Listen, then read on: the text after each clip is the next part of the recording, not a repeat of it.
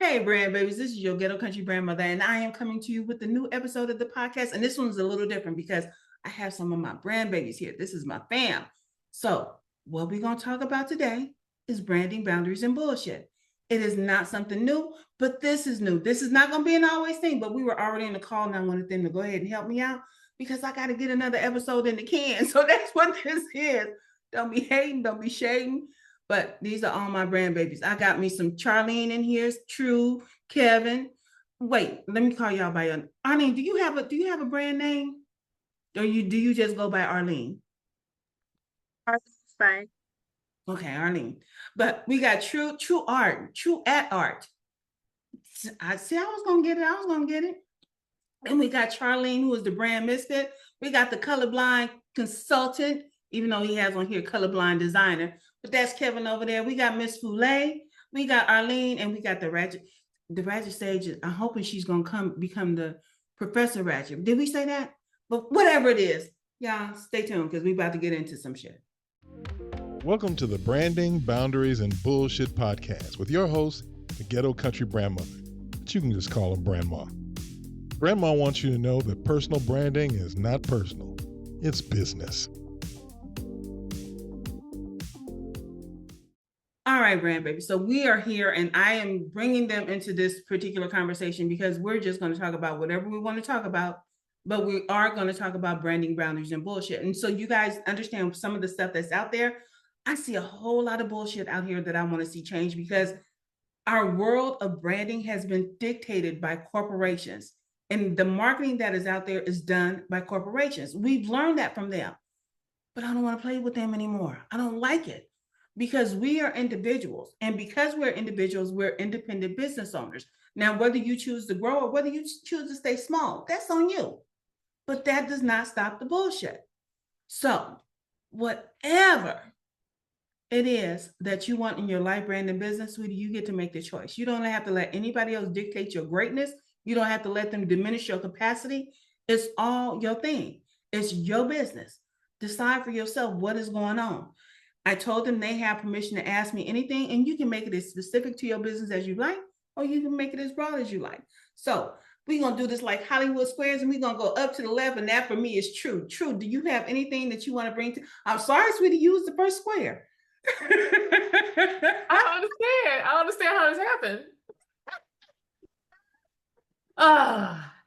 Well, from conversations that we had before, you already know that I am at the baseline of me really starting to build my business. And one of the first things that I felt like I needed to do was to establish the distinction between my business and my personal brand. But now we talked about the language, and I think I'm still trying to establish the realness that I want to always exude, but I think there has to be a little bit more of a structure to that in my copy. So I think that's just what I'm trying to juggle right now to figure out how to approach that correctly and have what I'm doing be sustainable. So I don't want to build something up that I cannot handle. You know what I mean? So it's yeah. It's just feels a little sticky for me right now. So I'm just trying to work that out. Okay, so one of the things when Neil got into voiceover, and I know that's your industry now. When Neil got into voiceover, Yeah. one of the things I tried to get him to do was to do it from a branded perspective, because a lot of the voiceover community that I saw that he was associated with, they list their skills based on, oh, I do narrations, I do books, I do phone. I was gonna say phone sex, and I did not mean phone sex. I don't know why. I'm sorry. I'm so sorry. Let me turn my mic off real quick. But there's all these there's commercials, there's animation, all of these different things. And what I was trying to get him to tap into is like, okay, but where do you want to shine? If you want to do narration, who do you want to do narration for? If you have the voice for that, this sweetie, and you know that's a genre that you love as far as voiceover is concerned, why are you trying to list all the things that voiceover artists do? Do you see yourself niching into a brand, or do you see that you're just going to be, okay, I do audiobooks, I do this, I do that? Or are you trying to stick to a certain industry or what? What does that look like for you? Since I'm just starting out, what I can say is that I think my voice is more readily acclimated to something like audiobook or something very commercial sounding. Mhm. But if you were to ask me what I really want to do, I actually want to do video games. Oh, So, but I'm thinking I got to start somewhere yeah. that I can actually grow and progress in as I'm developing my voice. And, so I don't know whether or not that's something I should jump over, or if it should even be considered jumping over if my end goal is something completely in a different direction of what I think I can do now. Yes, it makes sense because you're looking at me like, does that make sense? And it does. Like, please let that make sense. Because the thing about it is, all of your forward facing stuff, and people just, I don't know why they don't understand this. All of your forward facing stuff doesn't mean that you can't take back end stuff. If you build a brand around being a voiceover for video games, it's not saying you can't take a job for doing animation. That's just not they came looking for you. So they saw the value in it. So that's fine. What it is that, but this is what I prefer to do, but I'm still going to get paid for this because I still enjoy it. And so if you do decide that video games are your thing that you want to get into, sweetie, have at it. Have fun with it. This is your business. But at the same time, it doesn't mean that you have to say no to every other job that comes through your door. If someone wants you to do an audiobook, okay, I really want to read this book anyway, so why not get paid for it? Yeah. And being able to own that space for it. But what did I want to ask you? When you start putting out content, and I see some of the content you put out on LinkedIn, when you put out that content, are you doing it because you're just getting comfortable with your industry, or are you doing it in an effort to start creating brand awareness? Kind of both. Okay. I like I said, I just started, and it came about kind of from the left a little bit because it really wasn't an intention of mine to get into voice acting. It was actually suggested because of something else that I was doing. So I'm still, like I said, in the development stage, and I thought it was prudent for me to not wait until I felt like I was ready. So I've just been kind of doing things, and it might seem a little bit random as it stands right now, but so yeah, to shorten that answer, it's a little bit of both right now because I'm still feeling my way through the process of it all. Okay, now tell me this, since you said it was suggested to you, is it Yeah. something you really want to do, or is it something you're doing because it's interesting? Ironically, it wasn't anything that I would have said I would have done, but I really can't say that to anything that I've ended up falling in love with and committed myself to doing. So yeah, it wouldn't have been anything that I would have thought that, oh yeah, I'll do this. But once it was suggested and I looked into it and I started doing more little pieces of it, it really became a mini passion, and I do enjoy it, and I enjoyed learning about it, that was a definite qualifier for me, that Mhm. I wasn't just doing it just for the sake of doing it. I'm definitely wasn't doing it because I thought I was just suddenly going to make it big. You know what I mean? So it feels really real for me at this core level. So I think, yeah, it is definitely something that I want to pursue, like legitimately pursue. I love it. Now here's a question for you. In the world of branding, what bullshit do you see that gets on your nerves? Honest.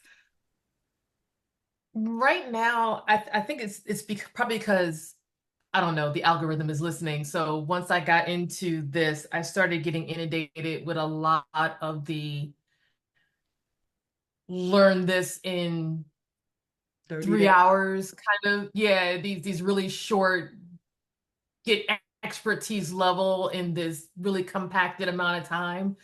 Um, and I'm finding it really hard to figure out where to begin to where I can get to a real end. I don't want to invest. Like, I don't mind investing in things if I had that to invest, but I cannot do that if it's the hype of it that I'm buying. Yeah. And I end up on the other side of that said program that they're trumping up, and I have nothing to show for it after that. And I don't know whether or not it's and I understand things, you have to learn and you have to trial and error and all that kind of stuff, but I feel too old to do that. So I don't have a lot of time left on this earth. So I kind of need to know what is really going to work. And that's what that needs to be my focus. And I can't have a lot of these crunchy things coming at me that don't have any Not crunchy. that doesn't have any real value at the end of the day, other than I put money in their pocket for them to spew out, whatever it is.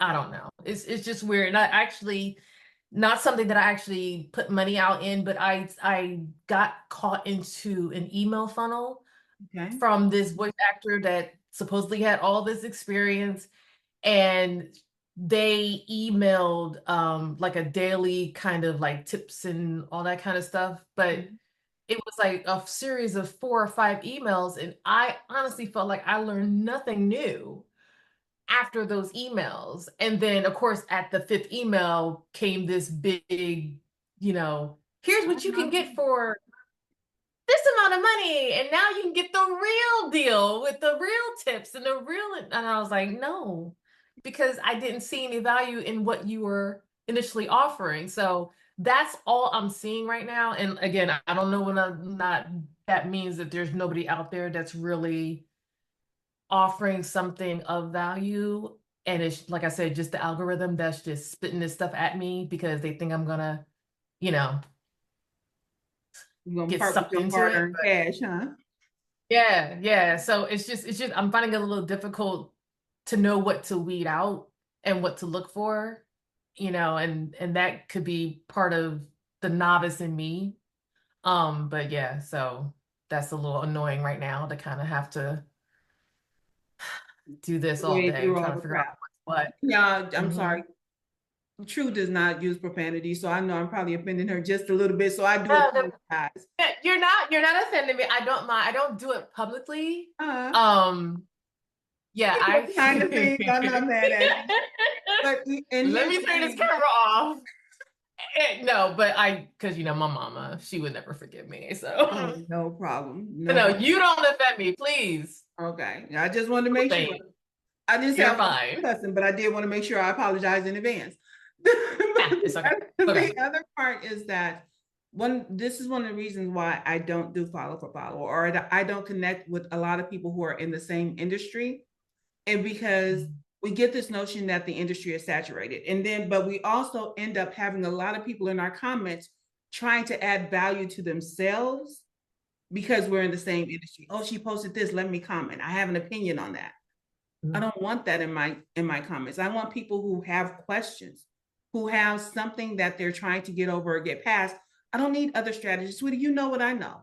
And we probably know different things, but I promise you, we still know the same thing. One of the reasons why I came up with my own framework is because I no longer agree with the biggest strategy that's out there. When people talk about the substance of a brand, purpose, vision, mission, and value, so fucking what?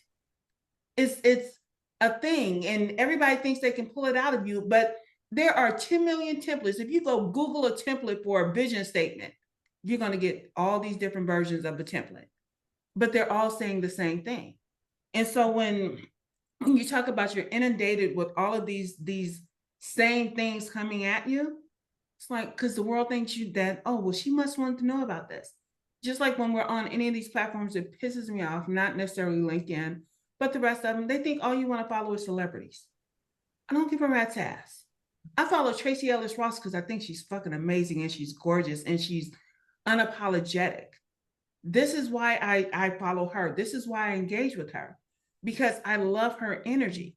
I love how she dresses. I love how she doesn't give a fuck. But anything else, they're going to try and match you with other people that do what you do. And don't nobody care. Not enough, sweetie. I've been in this game long enough. I've been rocking a personal brand for the last umpteen years. before I even started to do personal branding. So trying to tell me something about, oh, you have to tell me to be authentic again. I dare you. I double dog dare you. If that's the best you got and you can tell me to be authentic in 30 days, bitch, I've been authentic for the last 59 years. That part. I'm not trying to hear it anymore. I'm not trying to hear the market yourself. No, because I don't want to be the solution. I have a solution, but I am not it. If I cannot pull the solution out of you, then I have not done my job. And if you think I got some magic bullet, some magic answer and all that kind of shit, then sweetie, you do not understand branding and marketing. You're trying to be the people chaser or the people pleasing person. And I don't want to play with you anymore. I'm sorry. Not my job, not my monkey, not my show. Don't want to play. But thank you for all of that. For real, for real. Come on, Miss Charlene, what you got for me? What's going on? This is the brand Misfit. Oh, and like I said, just so y'all know, y'all come look for True. She does voiceover. You already heard me say that. So now we're gonna get on over to Miss Charlene. She's a WordPress pro, but she's also a brand misfit. And yeah, I hate WordPress. I don't hate Charlene. I hate, but I hate WordPress. I would never try to do it myself. But come on, Charlene, talk to me. What's going on? Can you hear me? Okay. I'm fine. Well, my question would really be especially as we're building out our brands and we want to avoid people misunderstanding us and crossing our boundaries because they just don't respect the brands that we're building. I think that's something else too. If they don't see us or think we're building it the way they think we should build it, they don't respect it or something. So boundaries get crossed, and especially if they start to say we're business friends, right? So my question would be, how do we really regulate? Now it might sound a little wild, but how do we regulate clowns who want to build their tents in our arenas? How do we really regulate that mess right there? I'm just saying. Asking for a friend. You know what? I feel you on that one. And the big thing is that, kind of along the lines of what I just told True, there are people that are going to capitalize on your name, or they're going to try and capitalize on your reputation. And part of your reputation has to build the fact that, you know what, this is how I work. This is how I do my thing. And getting them, like, people want to argue with you that you're doing it wrong, even though you're making money at it. But your continuous message of, this is how I do my thing. I don't care about who's out here. When you try to pop your tent up in my arena, let me go ahead and slap it back down, because that works for you. But then tell me this, are you making money that way? And I'm not asking you to show me no receipts, because I don't believe those no more, no way. But to have somebody try to challenge your brand for not being what they think it should be, is not your problem. Because at the end of the day, when we're talking about branding, especially personal branding, I want you to be offensively defensive. So that means you're going to check them before they even say anything. How you put out your content and how you raise your message is, you know what, I've already answered that question. And so I'm being offensively defensive instead of defending offensively. If you have somebody that asks you a question, well, how about what if I'm doing WordPress and I say that this is a thing? Okay, are you trying to hire me? Because that sounds like a paid question to me. If you're an expert, then why are we having this argument? If you already know what I know, why are you coming at me like this? And you don't have to engage, but if you choose to, and especially the bullshit that's out here now, half the time people are answering you with AI anyway. They didn't even have enough sense to come up with the question their own fucking self. So seriously, you're gonna try to come at me with AI, who just dragged the internet to find out the question that you just asked me? Bitch, please move. You don't have to engage on any level. You can pop up your tent. I'm not even gonna take it down. I'm gonna let you sit out here and look stupid by yourself. I ain't gotta say nothing. Because anyone who sees any value in the content that I put out, they're like, she ain't gonna answer him. Because now you set this reputation for not engaging with bullshit. She's not gonna take it down and she's not gonna answer. but they see that you answered everybody else. You put a little emoji by it, you put a heart, you did all of these things. Well, why she didn't answer him? You begin to build that reputation. Also, part of your brand message has to tell people how to work with you. And it's like, you know what? I only work with clients that do this. And you can be as specific as only. You do not have to say, well, I work with some people that this, and no, I only work with this, this, and this. If you don't have these 3 things, don't knock on my door. And if you don't have this much in discretionary funds, don't knock on my door. And it's not saying that that has to be the continuous message, but every once you got to put it out there. You know what? I do 4-figure businesses, or I have 4-figure offers, because I found that this particular thing deserves this type of attention. And to give it that type of attention, I have to charge this amount of money, because I got to get paid, the business got to get paid, and so does the tax man. Tax man, I didn't even say that right. And if you have a problem with paying my taxes and paying my company and paying me, then sweetie, keep it pushing. I don't need to go around announcing that the price is the price. Save that for them basic bitches. I don't have to do that. But let me tell you, I do this for this type of person. I don't care if you want to try out the statement, that's fine. If you have a canned answer, that's fine. But you cannot change that message every time you change your jaws. And that's what most people do. It's like, okay, but you said this yesterday. But because you're trying to chase a trend now, you're saying something different today. Or either you're just trying to be a smart ass. And I tell you, Phyllis is petty. Grandmother's not. So I'm not going to engage with you. But if you came in my DMs, oh, let me give you something to screenshot so I can cuss you all the way the fuck out. Period. Because you went from talking to Brandma to coming for Phyllis. You made it personal. And my personal brand is not my personal life.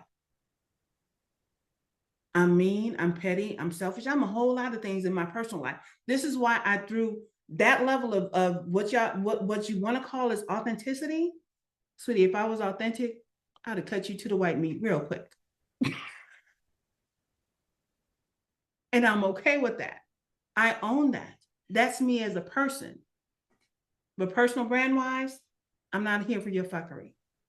If you want to engage in my comments and make, what's say, open your mouth and prove that you're a fool instead of staying silent and making people guess if you're a fool, so you put it out there. But I don't have to take the bait. And too often we take the bait and we want to defend. When your core message, all it has to be is make sure that you're being offensively defensive. I'm going on the offense because that's going to defend the position that I take. And if you don't like it, sucks to be you. That's all it is. But when you feel like you have to justify, when you feel like you have to defend, when you have to be loud and belligerent and crazy, that ain't your job. Your job is to show up. Ooh, y'all, I'm sorry.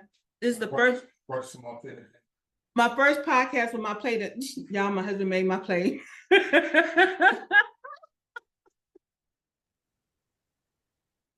So I'm gonna eat when this podcast is over. But you get to make the decision of how you're going to engage with certain people. And if you have people showing up in your comments or in your content, depending on where you are, and you get to handle them differently. Your brand is your brand, but how you engage on different platforms determines nothing. Because you can be like on Threads, I'm a little more open with my personal life, and y'all know I don't share my personal life. I got mad because I posted about me and my daughter going to the museum yesterday on Facebook. That's the only place I use it. But I didn't know that Facebook turned the switch on to send my shit over to Threads. What? Threads don't know my baby, and I don't want them to know my baby. I left the post up, but I turned that shit off because it will not happen again. Because that is personal. And if you come from my kid, Grandma was out the door. Phyllis is showing all the way up. And that's the thing. So if you're going to go to these different platforms, depending on how many platforms you're on, whether you're doing it as a podcast and it's audio, okay, what kind of energy are you coming? Because part of being strategic is knowing how to activate the platform that you're on. So if you're doing a YouTube and it's just you on the screen and y'all looking at that little green dot, hey, that's my best friend right there. And we're doing all the things today. Girl, let me tell you some shit. But then if you go over to LinkedIn, you might take it down a little bit, but the brand does not change. The message does not change. The energy may change a little bit because it depends on if you're putting out a video, if you're putting out something written, or if you're marketing something. So the energy is a little different. And that energy can be a little bit different than what you put on Instagram. Because the people who are checking for you on those platforms don't all have the same level of energy. So while you're trying to be loud and belligerent over here, if you go over here, you're going to get your ass checked and you're going to get kicked off. But you get to determine this, but you also have to make sure that your message is always the same. You know, I have a core message. You are not your brand. That's my message all up and through. I don't care what platform I'm on. But how I engage with people on those platforms, sweetie, it's a whole different energy. Okay, do you want to ask me a serious question? How you get to determine those things. But people that are coming for you, if part of your personal brand is I check everybody, then you better check motherfucking everybody. Don't let somebody slip up and think that they got away with something. Oh, she off her game today and da-da-da. Oh, no, I'm not. I'm here for it. I got time today. And you give them that time. So did I answer that question okay? Yes, you did, because not only did you answer it, you gave like so many great nuggets for it, especially as things start to change more and people start to get aggressive. I've already known that I don't even fight for platforms because, first of all, I'm not getting paid to promote anybody's platform, and especially on where you build. And I realize people fail anyway, regardless of where they build their website. And the reason why they are failing is because they have no game plan. So I've switched so much, and every time I speak, that's why I know. And most of this drama was coming from Clubhouse. People would come on my stage and challenge me, and first they come in with that smooth, oh yes, I love what you're saying, but also, and I'm like, look here, I'm not here to go back and forth with you. I know exactly why I'm saying it, and I've always said, even though I love WordPress, that might not be where you need to be. And it's always a level of, are you paying somebody to manage it? Are you managing it yourself? Do you have the time to manage it, even if it's easy? Because people always say, oh, Squarespace, Wix, all of this is easy, but easy is relative. If you don't have the time, it don't freaking matter. So a lot of that is me just really having a conversation of strategy and planning and time. Can you be real with yourself and the people you're about to deal with? So yeah, I love that answer, and it's really gonna help me really settle into, especially the other spaces of not engaging on back and forth nonsense about platform. I think that whole game is also affiliate driven too, in my opinion. And that's another reason why I love WordPress, because there is no affiliate.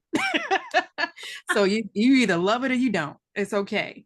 But the whole thing is just getting that messaging and standing strong, in me being able to say, look, you do what you want to do, but I'm still not going to budge from what I'm doing based on my experience and based on results that others have gotten with me, right? Not just solo. I'm not here to promote just you doing solo when I know you might not be able to do it on your own. That's why you came to me, right? So I have to lean more into the premise of that's why you came to me and fall into that one. So yes, thank you for that. Okay, now tell me this. Do you have some bullshit that needs to be called out in branding that you think about? Oh my God, yes. It lends a little to what True said, the whole, you could do it in 2 seconds kind of thing. I'm done with the press and release bullshit of branding. There is no such thing. There is no such thing as press a button and you have a brand, or here's a logo and some colors and here's one font and you got a brand. to me, a true fleshed out brand, especially if you're going to build the assets. People never talk about the assets. I think that's where I would have to lean in to add more to that. Is the bullshit is no one speaks about a full company, a full brand has assets to that bitch. You got a full icon. You got the reasons of why your brand is this way. You have the instructions for your brand. That's called the entire brand book that most people don't have. Most people who are running around on these streets don't have a guideline, and they're sitting here fighting you, and they're saying, oh, well, that's not my brand. Baby, you don't even know what it is because you didn't take the time to even tell us what the guidelines are. So you don't even know. So right now, all this back and forth is because you don't have a clear, defined brand. And I think that whole jump on Canva and press a button, that's not your brand. That's you copying someone else's idea and logo and meshing it, which is fine to kickstart it, but you still have to understand for you to really own it and hone it in, you still got to bring somebody in and bring it out of Canva and really nail it and build a life around that brand, if that makes sense. So yeah, that's the bullshit for me. People think they have a logo and a color and that's it, but you didn't even define what it is. And people have stopped or are falling back into the trend of not taking time to understand what the hell they're building and running around in these streets thinking because they build follows on these social platforms that they are a brand. So yeah, that's the bullshit. And I want to add to that just a little bit because you are so right on the assets. One of the reasons why I keep my my designers on, I don't know if it's retainer or subscription or whatever, is because I'm constantly adding stuff. I was just showing you guys in the happy hour of some stuff that Vanya and Angela just did for me. And it's understand, we don't do necessarily brochures and all that kind of stuff anymore, but everything that you do, from like even it's something as simple as the pictures that I put up on the newsletter on LinkedIn. Vanya is so persnickety about my stuff. It's like, send it over here. Tell us what it's supposed to say, and he'll create it for me. Now, mind you, if I wanted to learn Adobe Suites and all of that other kind of stuff, I don't want to learn that shit. So you know what? I send it over, but I'm also impatient. So if I get too impatient, I do my own shit, and then I have to hear Vanya's mouth. But because I want to keep that clean aesthetic look, which is part of the brand image for the business brand, then I have to make sure, you know what, let me keep my people on point because I don't want to do it. One of the reasons why I don't really want to do podcasting per se anymore, because I can't afford an editor yet. But until I can, you know what, bitch got to edit. That's my thing. And I'm okay with that. But y'all who's out here hiring these designers, y'all need to keep them on staff. I promise you do, because you're going to have other assets. My designers, they did my book cover. They did, whenever I create those, y'all need to help me come up with a name for them little books I just gave you, because it's not an ebook, it's not a booklet. I don't know what the hell to call it, but it's something. But being able to send that over and have them rework it and make it look good. Yeah, if y'all okay, you keep jumping around. Charlene, do you do design or do you just do websites? I do design. Because I'm actually working with the client now, and I've designed the majority of his assets, and he loves them. So yeah, I do design with people who know what the fuck they doing. People know what they want, and they come with stuff that I can use and create content. But if I have to tax my whole head out, I don't do design. I do design for those who know their brand. I'll say that. Yeah. So y'all need to keep them on retainer, pay them a monthly subscription or whatever it is. And because it keeps your stuff fresh, and it doesn't require you to, like, I pay for Canva because my husband uses it now. All of my stuff, most of my stuff, I send over to Vanya. And like I said, unless I just get really impatient. If you guys could have seen some of my book covers that I created, y'all would laugh at me so hard because it was so bad. And that's how I ended up hiring Vanya and Angela, because they was like, Don't do that. Let us do this book cover for you. And they've been with me ever since. So I appreciate you as a designer. And I hate WordPress, but I appreciate there are people like you out there that do it. Because when I do get a WordPress site, I'm only getting one if I can get someone to maintain it. Because I know there needs to be that quality of care there for a WordPress site. Trying to maintain your own, especially if you don't have a design background, y'all gonna flip a switch and fuck all your shit up. And I just wanted to add to I feel like the premise that's missing when it comes to brand is the integrity that has to be maintained. That's why so many brands can sell off to someone else, because they maintain the integrity throughout. And that's where the power of hiring the designers who know and understood and did the work to help maintain. So when they're as passionate, because they know you're passionate about your brand, they know you want to keep and maintain that, especially if it's trademarked, they know it's important. So when you can have someone as passionate to be like, I know you didn't just, what are we doing today? And they can reach out to you and feel confident or comfortable to reach out to you and be that blunt with you, and not rude, but just blunt and real with you, to say, hey, what we doing? Didn't we just have a whole strategy? We discussed this. Send that over. I got you. Right. So it's really about that, and that trust to say, look, I know the guidelines. If they need 2 weeks because whatever, then I got to give them the 2 weeks, but I got to still do the work to deliver what they need and what I want them to work on, so they have the time. And if they can do it early, whatever, but it's just having that mutual respect for what you're building at the same time. I love that. Yep, I agree. I can't say nothing bad about it, but yes. So y'all go put some designers on retainer, and don't be trying to pay them cheap either. Roll out their money. Come on, Kevin. What you got going on? I'm really trying not to eat because y'all just play this in below me. Yeah, I'm excited where I am right now in my journey. Currently working with the Ratchet stage, and I'm in build mode right now. We're just building, but we're conceptualizing and then moving into build. So I've gone past the clarification. I know what I want to do. I fine-tune my offers and stuff. I know where I am in the market. So now it's literally conceptualized, but oh, okay, you're right. I think I can do this, but okay.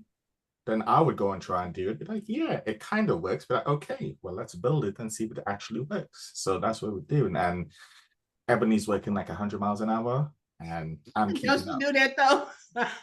Yeah. So I'm just more surprised that I'm keeping up with Ebony. So yeah, so that's where I am right now in my journey. And some days it's scary because I would do what I normally do when I'm by myself.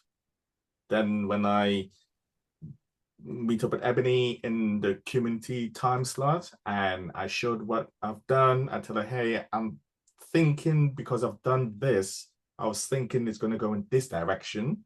Then we pull the whiteboard out, and then she makes me see the bigger picture, and then she just put what I've done into a system that works towards the idea I told her that I'm thinking, I think it will work better if it goes in this direction. And then when we work through that system, then, oh yeah, it goes in that direction, but then it ended up evolving into something even bigger that I wasn't even thinking about. Mm-hmm. So that part can be scary sometimes, but it's fun. It's only scary because it's unknown to me at that point in time. But once you worked it through, oh, okay, yeah, it kind of feels like a cheat code sometimes having Ebony. it really does. It really does, because I would have eventually gotten to that point, but it would have taken me a while. But that kind of just fast-tracked that process. And now I'm here already. And then it's like, oh, and then she's like, yeah, don't forget that what we just did, it's really big. It's like, it's this big. But I was like, no, to me, it's like, this big. It was like, this is what I normally do when I'm working by myself. Like on days when I'm by myself, this is what I do. But she's like, yeah, that's like a lot. She was like, you've done like a real like a lot. So I was like, okay, which is good. So, question for Brandma about branding. You don't have to have a question if you don't have a question. But if you don't have know one, now's the time to because ask. yeah, no, I don't think I'm at that stage yet for branding right now. I don't think you are either. I'm comfortable where I am on LinkedIn with my one newsletter a week. Mm-hmm. That's my consistency to build up my following. It's slowly growing. I've had conversations with people from other professions that I didn't think I would have a conversation with. I'm just sharing my knowledge, what I know about the color blindness and accessibility stuff, and people are like genuinely interested in it, which is really good. So that's good. Tell me this. How are you connecting with people? How are you making connection decisions? Like who are you connecting with based on whatever decision you're making? At the moment, I haven't started hunting down connections on LinkedIn. Like I've just been posting stuff and people would read it and they would follow the newsletter, then they would connect with me. Then when they connect with me, then I try and wait an hour before I click on the profile because I'm in front of my screen all day, every day. So when I see the notification pop up, I don't click on it straight away. I try and force myself to wait for an hour. You know, trying not to seem thirsty. exactly, exactly. Because I'm a busy business guy. Yeah, yeah. So yeah, yeah. So then I'll look on the profile. I would see like what they've done. Like I mainly look at like what they've posted, like if they're active in posting and stuff. Half the time they're not. Half the time they're just someone that works as a company. They stumble upon my thing. They like it, and then I try and connect the dots. I do a little bit of research on like their job title, the company they're working for, and then see how my accessibility skills, if there's a place for it in that business field, or if there's not. And if there's not, then it's like, am I sure there's not, or do I need to do more research about it? Because I think my colorblind and dyslexia thing, it's global. It's like it's everywhere, especially in a digital age. It's like, and I'm one for I hate using plugins only because with free plugins, the developer that makes the plugin, it's a passion project. So he's doing it for free. Mm-hmm. He does have a thing on there for you to tip, but the average person don't tip or leave a donation. It's like, oh yeah, it's a free thing. I'm just going to use it. So when plugins stop work, is because the developer has gone busy in real life, or his job has just got really busy, or he or she job is going really busy, and that's why it haven't updated. Wow. Or the browser would update and they would change the code.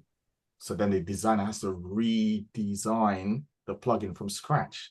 And if that's the case, the developer will be like, I'm not getting paid for it. I'm not going to spend an extra 40 hours in my 40-hour or 80-hour week of working to redo this. So half the time it don't work. So I did not know that. yeah. If you're not paying for a plugin, it's because it's a developer passion project. Wow. And I didn't know that. And it's like when I realized that, I was like, oh, maybe I should start leaving donations to all the plugins and stuff that I use. And I can't afford to right now, but when I can, I do sometimes. So yeah. Wow. Yeah, I learned something today. Yeah, that's what I do. And like again, naturally, I would say the best compliment I've gotten is having a conversation with an old friend that I haven't seen for years, like since before the pandemic, I haven't seen him. Bumped into him last week at my local pub. I was just out on one of my daily walks, saw him through the window, went in and have a conversation.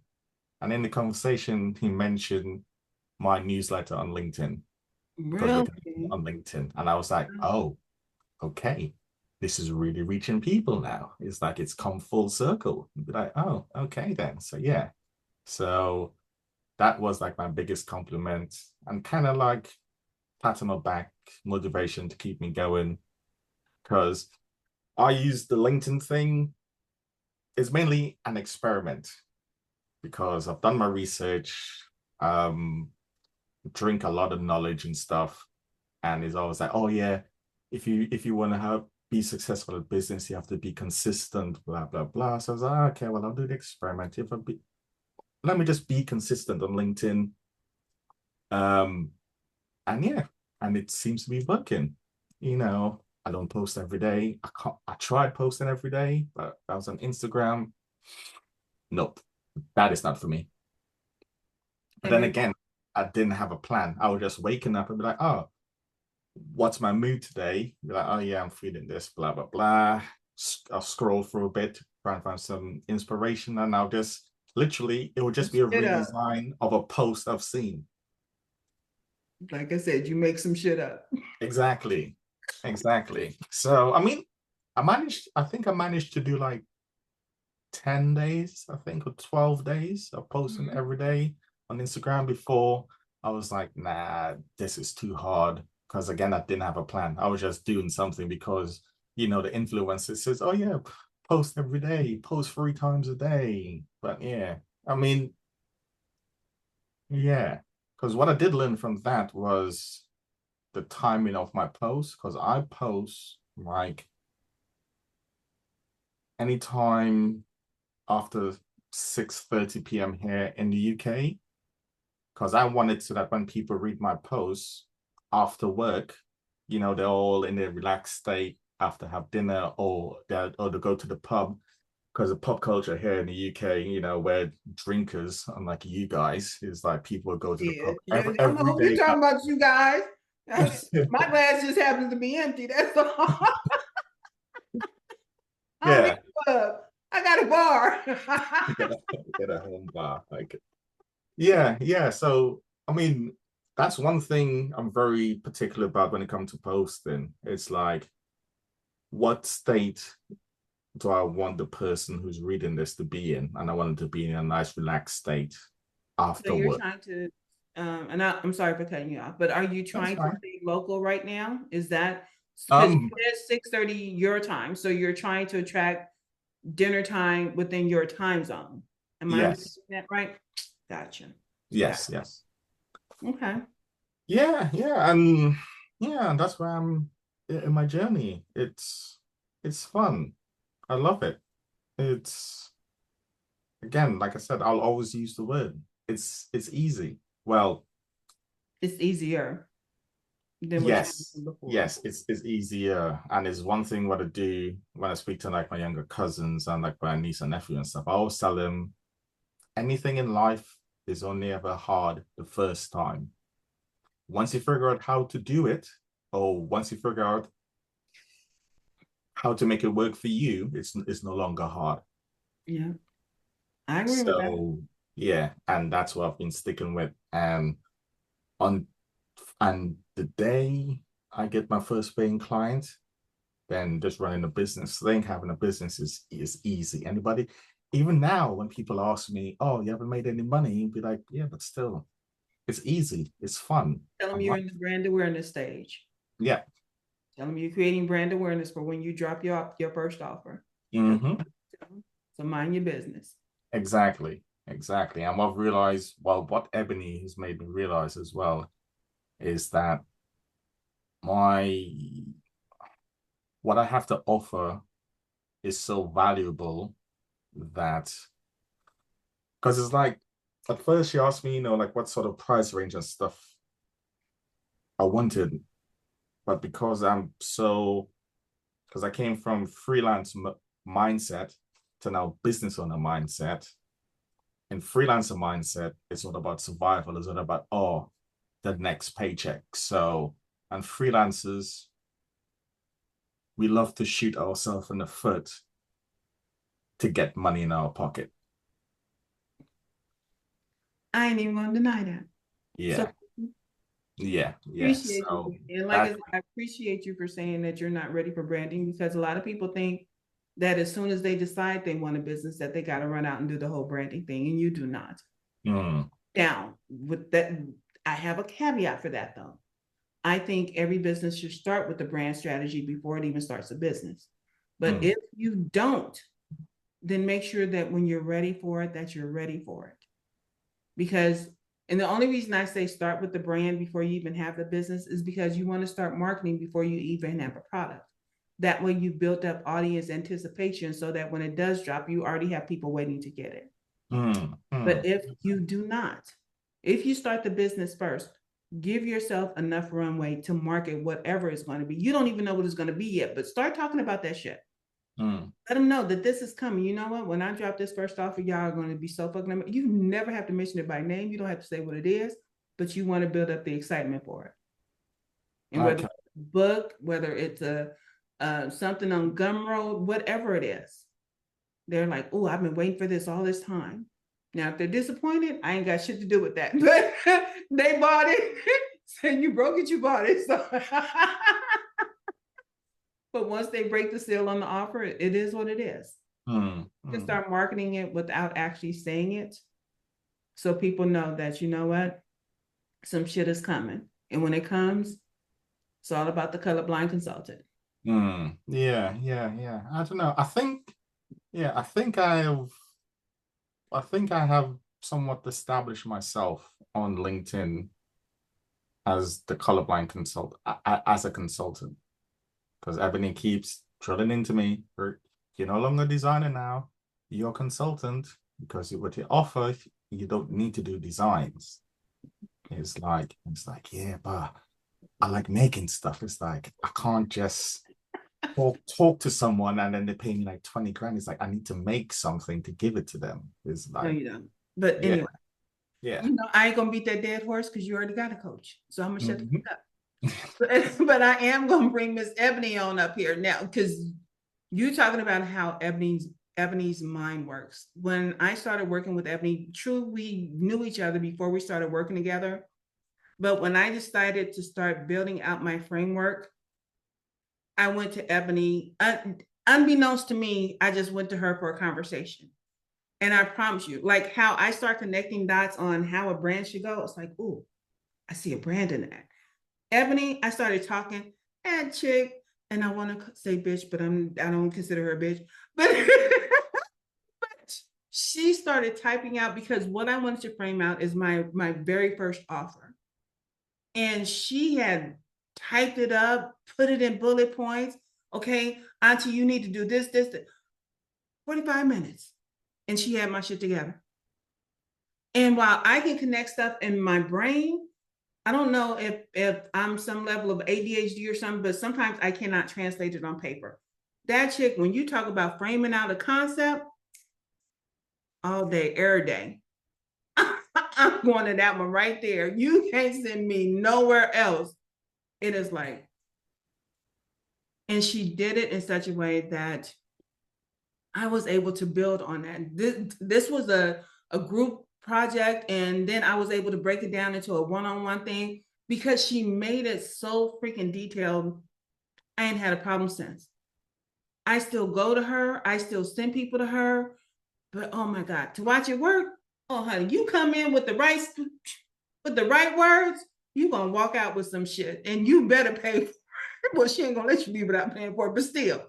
Come on, Ebony, what are we talking about today? Me and you, what's up? I ain't even gonna lie, you ain't gonna get in without paying me. But yeah,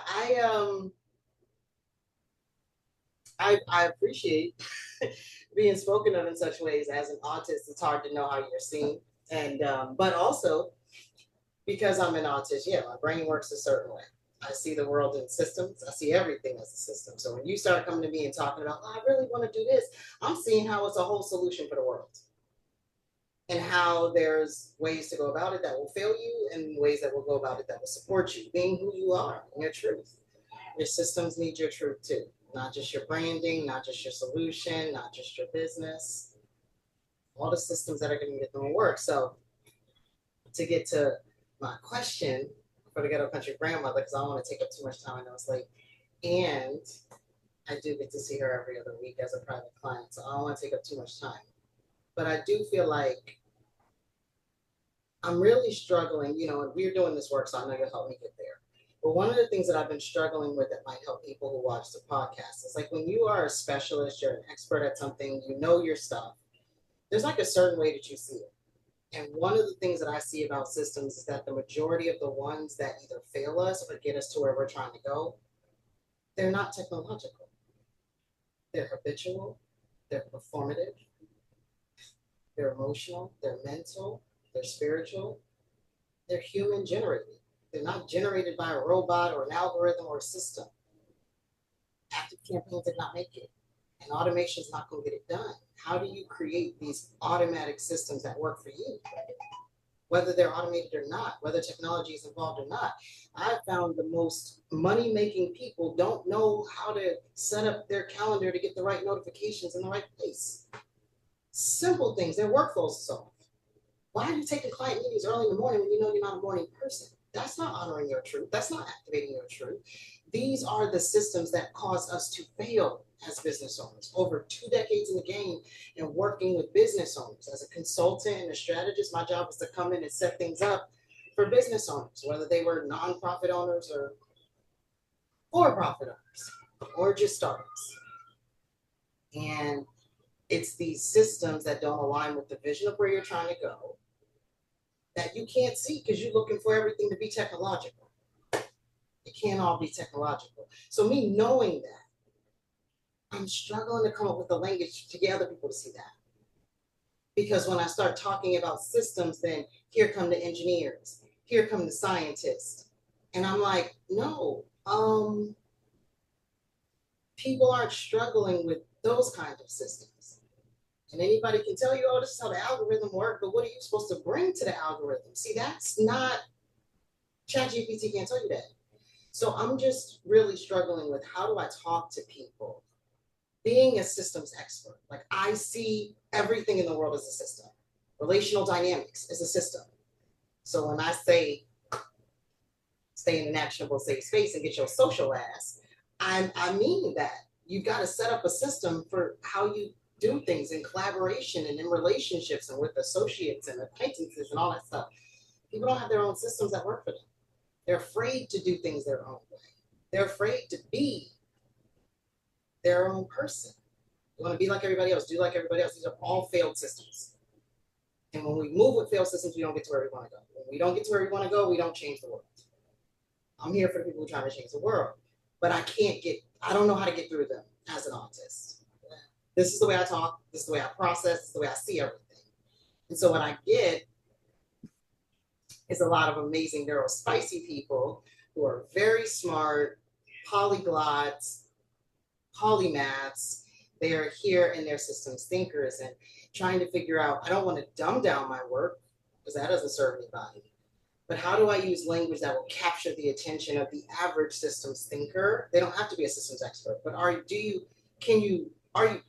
able to follow what I'm saying and start to see some of these things as systems that aren't technological? How do I get that out to people? It's something I'm really struggling with because the majority of my work is getting you to work on things that are not technological. And then in the end, once you've cleared all that up, yeah, let's set up your systems, let's set up your automations, let's set up your business ops, your client ops. And I'm great at that too. But all of that's going to be wrong in a failed system, no matter how you envision it right now, if you don't work on the other systems. And I'm really struggling on how to get people to see that. And I know you were saying in our last session, storytelling will help. And I'm not really good at that either. So that's what I got. That's what I'm bringing to your table, Brandma. I know you got something for me, and let's go. You know what? I love archetypes. And there's 3 archetypes that are about structure. Believe it or not, it's the caregiver, it's the ruler, and it's the creator. So if we know that you're attracting certain people, like I know Fulei is one of your clients as well, and I would consider her a creator. And because she's a creator, she understands structure. And so if you're going to talk to other creators, it's like, you know what? Let's break this down into these components. And whether you call it components or pieces or whatever, You talk about it. That's how you build your system. It's like, okay, we need 3 different components to do this, to build this thing. This is how your system is going to work. But it's always bringing it back to, how do you creatively construct something? How do you creatively build this system to do a thing? So understanding how creatives talk to themselves helps you incorporate some of their language. Now, you're a sage, and I know that you're a Ratchet sage. So how does a Ratchet sage talk to a creative? You break down their language in your terms. So if you're going to drop wisdom, that's your job as a sage. You're dropping wisdom. I'm dropping wisdom on how to be a creatively structured person or a creatively structured process. So that may be in colors, it may be in parts, it may be in paper, whatever that particular thing is. How are you creative? Are you creative in creating a piece of art and painting? So then let's talk about the system of painting. The system of painting is that you go to the store, you get the canvas, you buy the paints, you blend the paint. There's this whole ass system to this thing. And so you want to make sure that you don't lose your creativity while you're doing this. So let's set up this system so that it goes from this authentic piece that you want to this automatic process for you. Because beautiful art has a system. You may think you're free flowing and it's just whatever, but there's a process to it. The system for doing it this way. Now, your creativity is different than their creativity. So the system I help you build to be creative over here is different than the creative idea over here. Because you may be the type of creative, you know what, you got to write a book. What is the system for writing a book for you? So that once you sit down, that blinking cursor does not scare you. Let's go ahead and create that system. But when I break down your whole process over here, how you going to buy the paints, make the paints, blend the paints, and then paint some shit, we still have to have a process after that, because now you got to go sell your shit, because you got to make some money, because you got to come back and fucking pay me. So all of that is a system. It's like, okay, this is just this part of the system, because all these different systems, they're smaller pieces of a much larger picture. So to make sure that the system doesn't break down, we're going to take it a piece at a time. You know, at first, before we even sit down to get in front of the canvas, what's the process? When you get your ass up, you know you got a project to do. This is the process. This is the system that we're going to use that works for you. Because what your system includes is the fact that you got 2 fucking kids. One is at home, one got to go to school. You got to eat. Then you got to go grocery shopping. So what does that system look like for you to get to this point? To be fucking creative and amazing. It's a system. You might want to call it a habit, but trust and believe. We don't keep all of our habits. You might have a habit. A habit is just one type of system. No. There's a lot of different types of systems. There's mechanisms. Yeah. And you being able to talk to creatives on that level is like, you know what? That is so fucking beautiful. But what are the pieces to beautiful? What is the system to being beautiful? Where do you see the beauty in this thing? Because you came to me saying, you know what? My system is broken. I want to do this. I'm burnt out. So how do we get creative in the process or the system of getting you from being burnt out to being beautiful? How do we get you from the process or in the system of, you know what? I do 1,000 words a day. Let's create the system for that. And it's authentic to you, because this is your life. So the system is, you know what? And I can't even imagine what your mind would do with it, but I know it'll be something, because it's that amazing. But because I'm talking to creatives, you know what? I may talk in colors. You know, there's a system to a color wheel.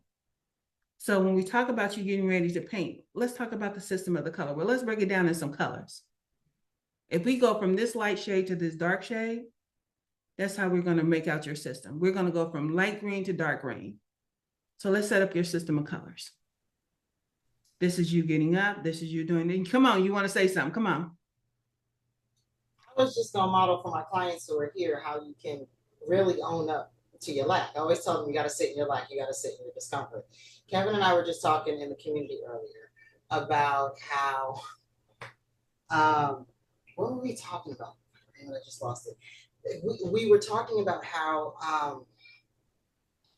all the stuff that I'm doing with you, where it's getting me to, and I was like, yeah, but I still don't understand a lot of stuff. I'm still struggling with things. I still don't get it, right? And as I'm listening to you talk about, oh, you know, you can talk about things like this or blah, blah, I'm just like, yeah, there's some stuff I have to clear up.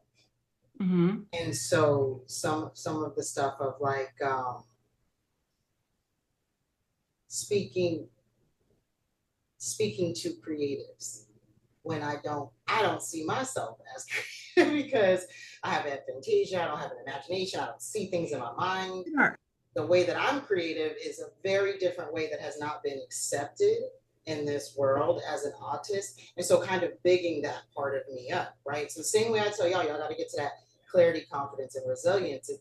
I'm getting to my clarity, confidence, and resilience as an author with my writing, because what does that look like? And then I had to do it over the last 3 years with my speaking. What does that look like? And thought leadership, and evergreen content. And now this is just this new thing of like, hey, I'm big, I'm shining, pay attention to me. And by the way, come get this work. When I've just been like, I'm over here in the cut. If you want this work, you know, you heard about me. That's what's up. How you doing? What's going on? And to really be like out there in these streets, like, hold up, wait a minute, your greatness is awaiting you. Let's go. It feels like I'm going from, you know, small hometown kitchen talking to you about what's real to like, now I'm on the corner. I got a sign. I'm about to create a spot. And it's very scary. Yeah. It's very scary. I don't know how it's going to be received. And then there's a part of me that's like, it don't matter how it's going to be received. You want to do it, right? So just go do it. And just sharing with y'all, like, I go through the same feelings of like, it's like Kevin said earlier, it's a little scary. And Fulei said, I'm in a new country and I'm launching this new version of my business. It's a little scary. Yeah, I feel the same way. It's a little scary. But we have community to kind of hold this. So, Phyllis, I love what you were saying about how do creators talk to themselves, and how do I, as the Ratchet Sage, talk to creators? And a little bit ashamed that what's bubbling up for me is I need to talk to my clients the way I talk to them. That's what you're telling me. You're saying the way I talk to the community. I know that Kevin's thing is color, so I use that and I talk about design and I make it relevant to them. And so then it takes me back to, well, when you're talking to the public, how do you do that with the public? And it's ringing in my head what you said 4 years ago, that you're going to need to be able to see your client avatar as an actual person with demographics. And what was I just saying, Kevin, earlier when I was talking to you? I still don't see why the demographics are useful. For what I do, I don't get it. Now I see, in order to market appropriately, I need to, like, when I'm talking to designers, be like picturing that I'm talking to Kevin when I'm doing the TikTok. And I'm mad because you said that 4 years ago and it just clicked today, and I'm gonna sit in my lap and I'm gonna sit in the discomfort of that, because otherwise I won't really learn from it and be able to activate my truth. So that's just me modeling for y'all what it looks like to get into an actionable safe space. But again, that's the system that I've created for me. You can create what that looks like for you, the Ratchet Sage. But yeah, remember we were just talking about that, Kevin, and I can see that. That's why I need to, if I'm talking to transformative healing practitioners, I need to, in my mind, see myself talking to Fulei. And if I'm talking to badass theorists, consultants, SaaS strategists that are out here doing their work, I need to see myself kind of talking to Charlene. It's important. Yeah. And I don't think about that when I create content. I just be like, all right, I'm talking to the masses. And I think that's why it hits for nobody. And you said that 4 years ago. So I'm gonna sit in my lap. I appreciate you and what you poured into me. I won't allow someone else to get some space. But that is profound. Let me tell you something before you go. It's not necessarily the demographic. Like, now you have images in front of you of people that you work with and how you can talk to them. Excuse me, I just got a sudden tickle in my throat. But part of it is, say if the age range of, I hate when this happens. I'm about to choke my dumb.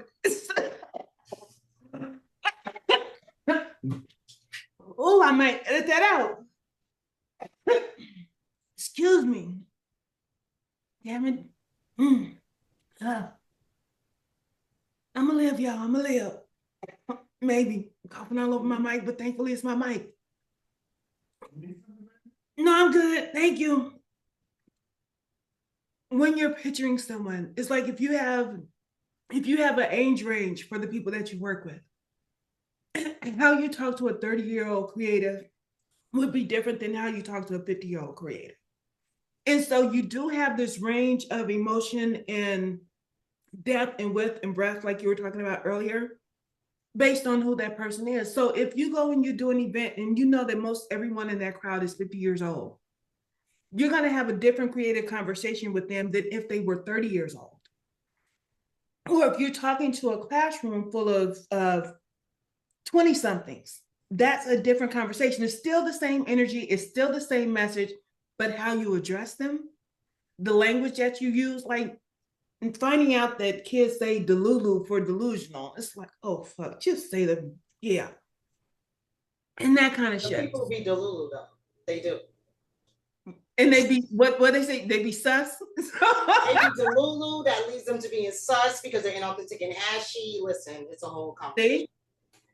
And so you still get to be that version of you, but you're adapting to the audience that you have. You're not changing the message. You're not changing your demeanor.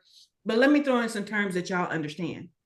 Because I know, see, I was 40 once, because I'm talking to some 60-year, or you're talking to 20-year-olds, or I was 20 once.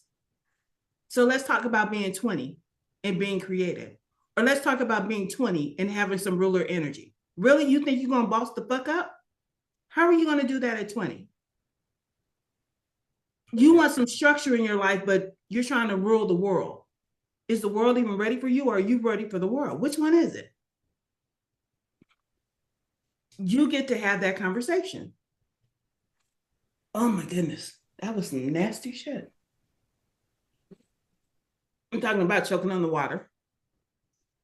But so when you're addressing the masses, you're not talking to everybody. Even though that room is full, it might be 100 people in that room, but only 25 of them are going to connect with your message. Fuck the other 75. Because the only ones that are going to possibly call you, because now you got 25 and that's your ATM, your available target market. But of that 25, you only need one to pay you, your 10 grand. So you got this is your reachable market. Your reachable available market are the 100 people. But in that ATM that's in there where the money resides, that's only 25. But then only one of them is actually going to pay you. So you just addressed her, but everybody else heard it. That's it. Because that's going to be the one that walks up to you after everything is over. You know what? Come take my money. That's it. You got this. You just have to start putting it in practice. That's all. It's time to iterate. Time to iterate. Mm-hmm. Oh, bitch ass. No, I'm just playing. Y'all finna see. She said, "Don't be a bitch ass. Don't punk out. Y'all got to see me in these streets." So I'm gonna be in a timeout. I'm gonna get a whooping. She gonna go get the street.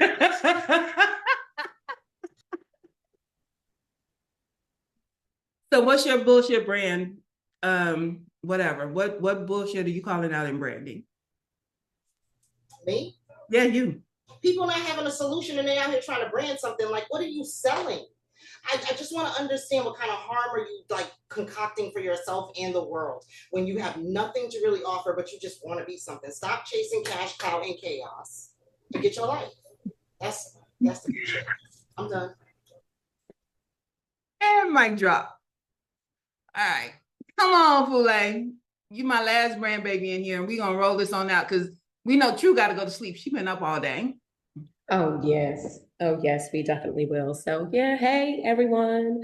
And thank you so much, Phyllis, for having us on here. Like, No problem. true honor, like for real, true honor. So yeah, I'm known as the Resourceful Liberator. I'm out here about to like soft launch this business as well too. So yes, as you hear, I am the Ratchet Sage client, and it's absolutely phenomenal. You know, without her, I would not have been able to bring my business up to where it is.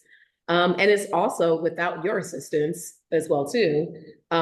Without being a brand baby, I wouldn't have understood branding the way I truly do, because yeah, I was the person who was, got into entrepreneurship. I've been into this thing. I'm not new to this. I'm true to this. But the issue that I had was that like people out here calling themselves business coaches that don't know how to actually coach for businesses. But that's a whole nother story for another day, right? Anyway, wasted way too much money. Wasted way too much money on people who didn't deserve it. If I have to be very honest, I wish I could take that shit back and like give it to the people who actually do. So that's that. I know the thing that like right now with where I am, the thing that I've been working on and trying to really figure out is the core message remix. Because I think it took me a minute to kind of figure out, I was like, well, what's my core message? Figured it out because I was like, oh, actually I've had it. I just was overlooking it because I'm also an overthinker. Being very, very neurospicy. I am on the spectrum as well too. So it's all those things. And, I've had people, I find it fascinating because I'm in like a rebrand. So this isn't so much of a just starting brand new type of thing or like my first time. It's just more, I'm in a rebrand phase. And I've really drilled down into what my core message is, but I'm having a bit of a hard time when it comes down to like my core message remix, to figure out like what are the things that are going to actually speak to me. And it's not necessarily just me, but speak to me for the sake of like being true to me and how I am. In the Ratchet Sage worlds, my personal brand is a rebel guide. So yeah, there's a lot of rebel in me and I have a lot of heretical shit to say. And I have no problem with it. But at the other side of it is like, I don't need people all up in my comments. I don't care. Like I'm just really at that point of my life where I don't care. I don't care about, your feelings in this type of moment, though I am, which is like the very funny thing is like, I am a very emotional, feely type of person. But when you're either going to try and come for me or my message, and it's one of those things that I'm actually partially kind of trying to avoid, of just having people all up in my space in business, trying to just say whatever they need to say or whatever. I don't want that, but I want my message to go out. I do. I want my message to go out. I just don't necessarily care about having to try to engage with people and fight with people in like my comments. Like, why? That's too much energy. I don't have time or energy for that. I have time and energy for the people who actually want this work, for people who are actually looking to truly be liberated within their personal as well as collective, like to play into personal and collective liberation. That's my thing. And that takes a lot of energy anyway. That takes time to be able to pour into people, to be able to really help people move through this, to help navigate as well as finesse these systems, because these systems are ridiculous. And there are people like me who I know that there are tons of people out here. I am not unique in this type of manner of having to be someone who has like, and I know you don't like this word, so hear me, but I'm just saying it. I'm just saying it for the phrasing, but I know you don't like the word. But yeah, as someone who identifies as having multiple marginalized identities, as well as also having multiple marginalized genders, that is a very specific space. So I already know who I'm going after in that manner. But I just know in social media, everyone and their mama out there, everyone and their mama feel like they need to be heard, and everyone and their mama think that they should be able to talk to you. I don't know you, and I don't care to know you. If you coming for me, like I don't. It's point blank period. You're not a part of my life.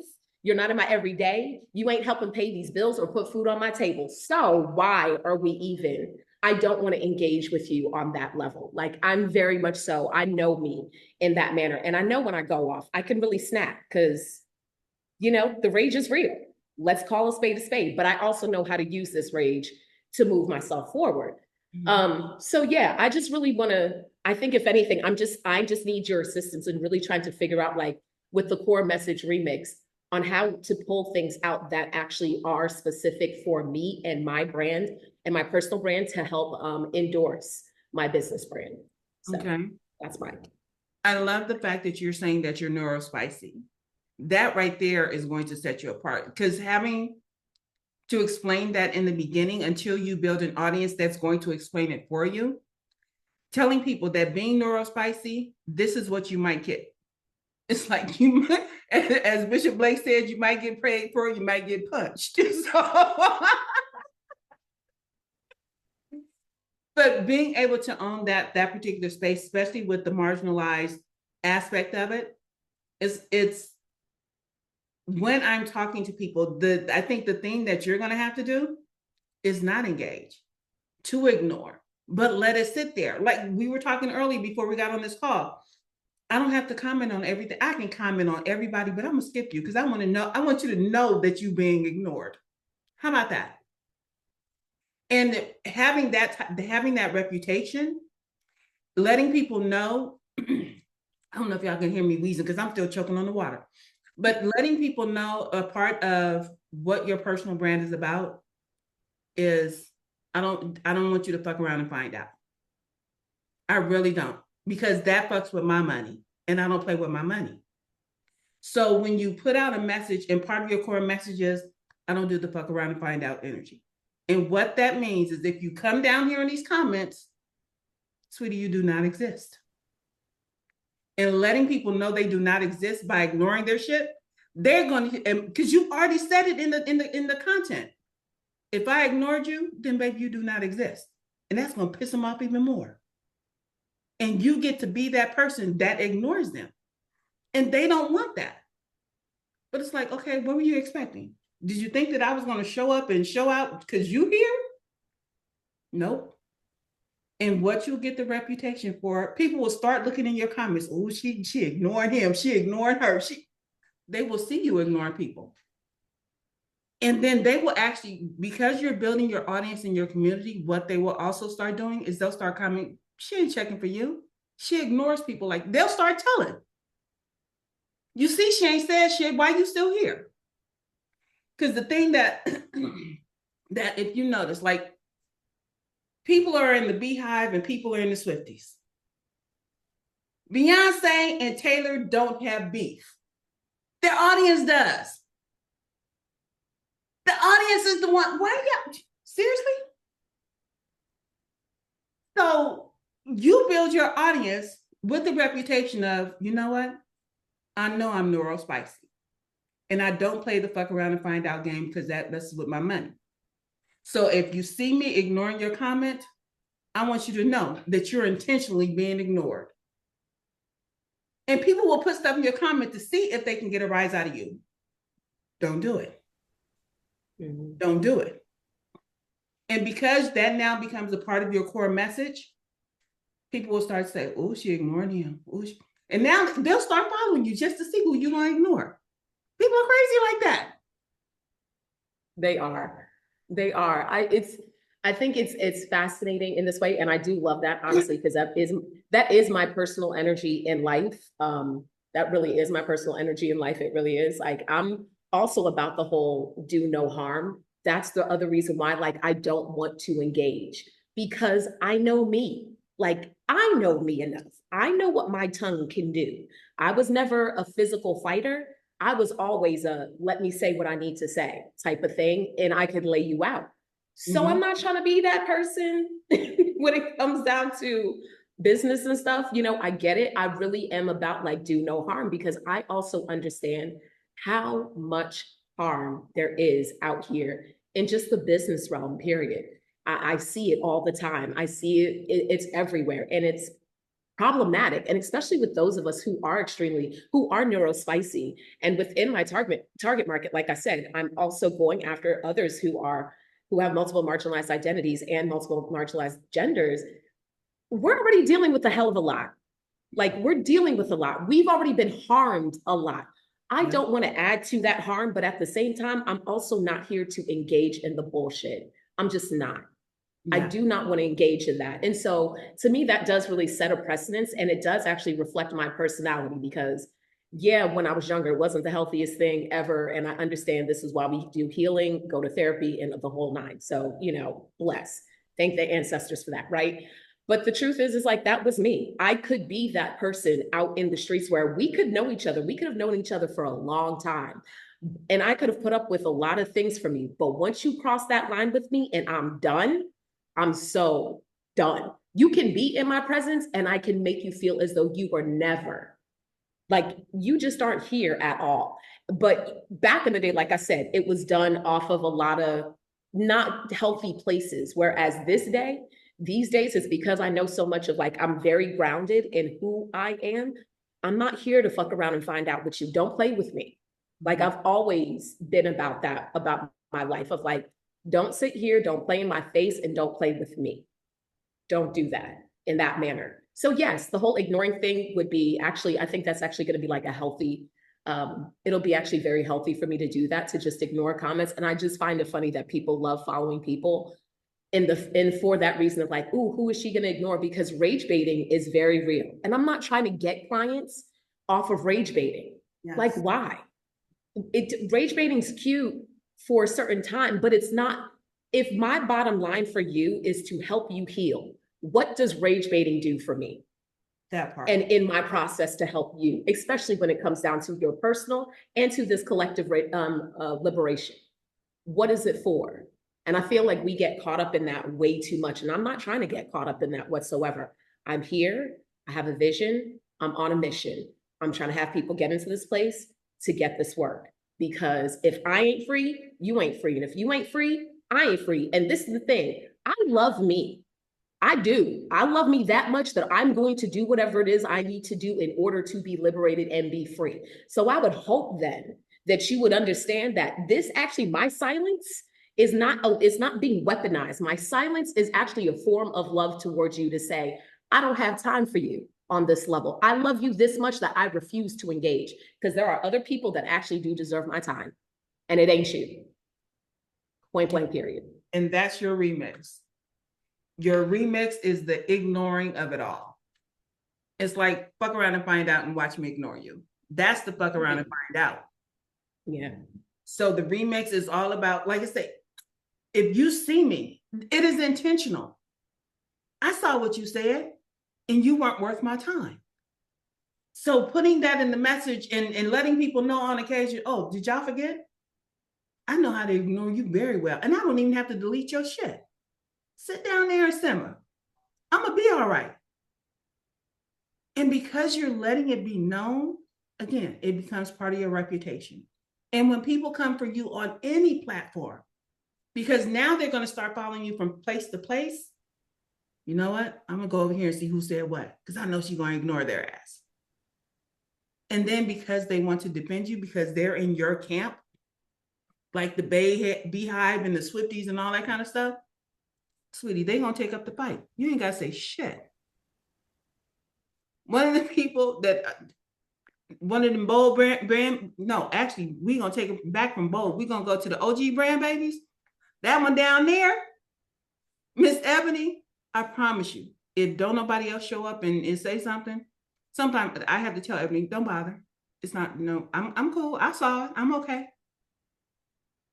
But there, I have people, so-and-so was talking about this and I know they got it from you.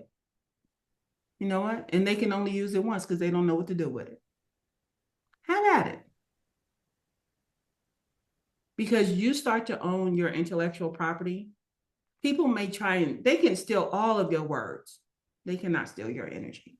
And this is why it's important for you to open your mouth and say something. Don't just put it all in writing. Make sure that that message is clear across the board, from your website to your speaking to your writing. My message is still the same. You are not your brand and you are too fucking priceless to be charging your worth. You are a niche of one. You ain't got to build a niche. You are a niche of one. You can grow from that. I don't have to find a niche in the industry. Bitch, I came as a niche. Facts. That's it. Absolute facts. Yeah, absolute facts. But no, that's good. That's real good. Yeah, that was my whole thing. So I got another core remix message. So yeah, no, that's definitely helping me out. It's helping me out truly, because I actually do have like at least one or two others because of working with Ebony and, you know, working with you as well too behind as a brand baby. Yeah, one of my other things that I have is like one of my core remix messages is also like the whole not a flex, because there's just so much. If you're asking like, so what's the bullshit I see in the industry when it comes down to branding? It's the way people really try to be flexing their brands, and it's just not a flex, or they try, it's not even their brands. It's the way I've seen people try to flex their lifestyles and make that the brand thing, right? So you see them waking up in the morning and they have their, they're doing the content and they have the phones and they're like, look at where I live. And it looks, look, I don't have a problem with people doing lifestyle stuff or whatever. Do what you do. It is what it is. But if you're supposed to be a business coach and you're out here flexing how your house is looking or where you're living and that you moved into this area, and especially, I'm gonna just really put this out there, and especially if you're working with Black folk, especially if you're working with marginalized folk, if you are working with us and you flexing all of that and you ain't showing up in your business and I'm over here paying you almost like what, 5 figures for shit and it ain't working, stop fucking flexing. It's not a flex. I don't care about how you're living because me, I'm trying to just get food on the table. I'm just trying to make it from day to day and get this business up to where it needs to be so it can be sustainable. I don't want to see where you're living. Where you're living doesn't mean shit to me. What means shit to me is for the fact that I need to make money. I need to be able to beyond survive. I'm already in survival mode. You're promising trying to get me to this 6-figure shit, and you can't even get me into just like 2. Like, who you playing? Like, for real. So just because you in some high rise showing off all of the stuff, it's not the flex that you think it is. If anything, you're actually turning off the very clients that you have. And you're giving them a very false premise about what this thing is supposed to be. And all you're actually doing is flexing that you're nothing but a modern MLM. So thank you. Thank you very much. That's not a flex whatsoever. And I'm over that. So that's the bullshit that I see in the industry when it comes down to branding that I'm like, stop it. Yeah. Like, for real, stop it. Help your people. If you're here to actually help, if you're here to actually serve, then do that shit and serve. Because when they start going, when you start to see the transformation, because that's what coaching is about. So if you are a business coach, there should be transformation. And I didn't see transformation. If anything, I saw more people getting harmed. I saw more people getting hurt. I saw more people getting confused and spending money that they shouldn't have been spending with someone that was not qualified to be in this position. So for all these IG and social media business coaches out there, like, I ain't feeling it. I really have some choice words, but I'll leave it at that. Like, I need y'all to stop flexing in that way because it's not a flex. I guess she told y'all.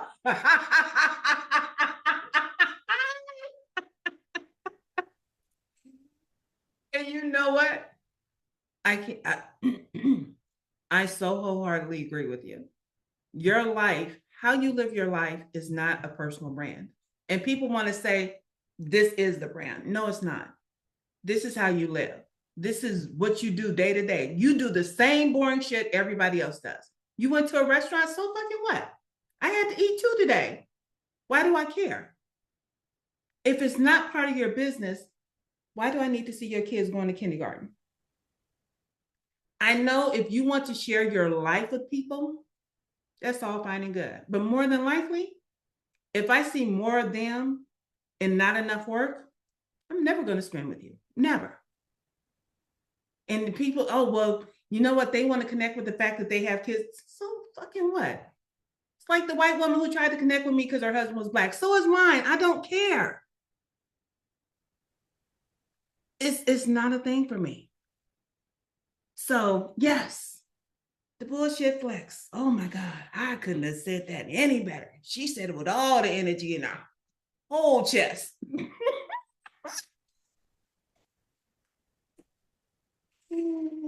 Oh, I appreciate y'all for hanging with me this long, y'all. We've been on the call since 4 o'clock. Y'all only getting the last part of it. And it is 9:45 for me now. That's how long we've been on this call. So I'm gonna go eat my dinner that's been sitting here. I don't care if it is cold. I'm gonna eat my dinner. I'm gonna catch y'all on the flip side so y'all know what we gotta do. 5, bullshit happens, so suck it up. 4, your voice is important, so speak up. 3, you make the world a more beautiful place, so show up. 2, life is good, so buck up. And 1, I love you and ain't a damn thing you can do about it, so shut the fuck up. Peace and hair grease, y'all. I'm out.